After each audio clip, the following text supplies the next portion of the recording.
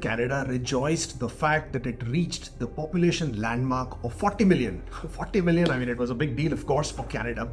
And very recent, the data report which has been released by Stats Canada, it shows that out of this huge number, 40 million, I mean, huge for Canada, 2.1 million are temporary residents in Canada. Now, 2.1 million temporary residents, you will say that's not a big deal, but hey, it is a big deal. Why? Because these temporary residents includes international students and foreign workers amongst the visitors as well. But that's not where it stops. 2.1 million temporary residents in Canada. Out of that, 1.5 million are workers. So workers could be open work permit holders or of course closed work permit holders. This is a big number. 1.5 million people. I am still not counting the international students, which, as the data suggests, for this year, they have approved nearly 900,000 applications. Can you imagine the number of people that are there in Canada now with the temporary resident status? And of course, most of you would like to make Canada your home. You want to be in Canada as a permanent resident. You want to live here permanently. So what is the number we are looking at? Nearly 2.2 million people as of right now and growing. Where is the immigration quotas? Where are the PR quotas? For each year, the number of people who will become permanent residents is roughly 500,000. For this year, definitely you will see a number of 500,000. Even year on year, as the number increases, it doesn't increase to match this huge number of approximately 2.2 million temporary residents. Where are all these people going to go?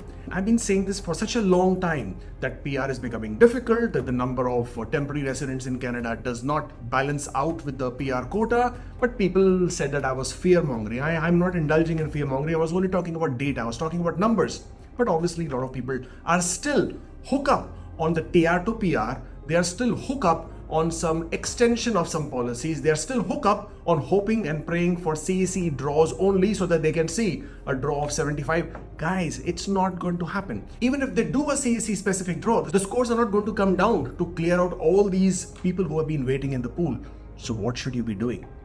Well, first of all, start thinking. This is definitely a big number that we are talking about, which is imbalance between TRs, that is temporary residents, to PRs, as in the PR quota. First of all, don't let any PNP option go by. So if there is a PNP option that you have, please take it.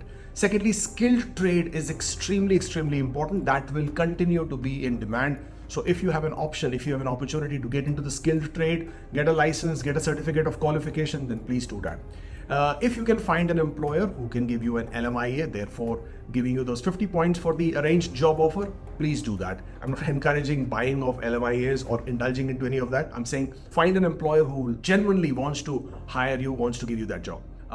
Another option for you would be to take up French as a second language. I've been advocating for that for quite some time, but there's something people just don't understand.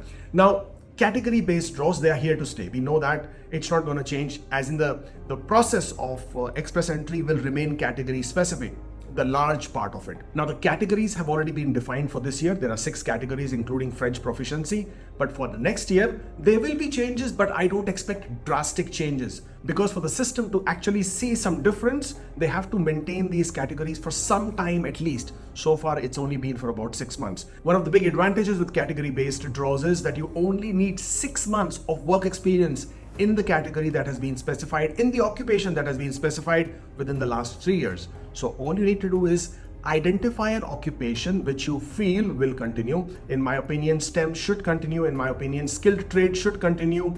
These are quite promising. If you can get at least 6 months of work experience, it's not too bad, right? I mean, we are already end of September, so you have 3 months in this year and another 3 months coming up for the next year. Get your work experience for 6 months quickly within one of the occupations identified, and then you have a great chance in the category specific draws. As I said, in my opinion, the skills trade would remain, STEM should remain, French proficiency should remain. They may make some changes within the occupations or the knock codes, add some, delete some. That's fine, that will happen.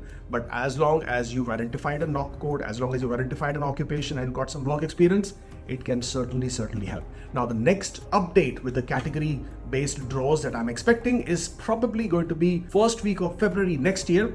that's when IRCC is supposed to table the report based on which they have established those categories and if there are any changes to be made. So as per the latest hot news that is now playing the rounds, the number of temporary residents, which we've been talking about for such a long time, is a huge number at 2.1 million. So what are you going to do about your options?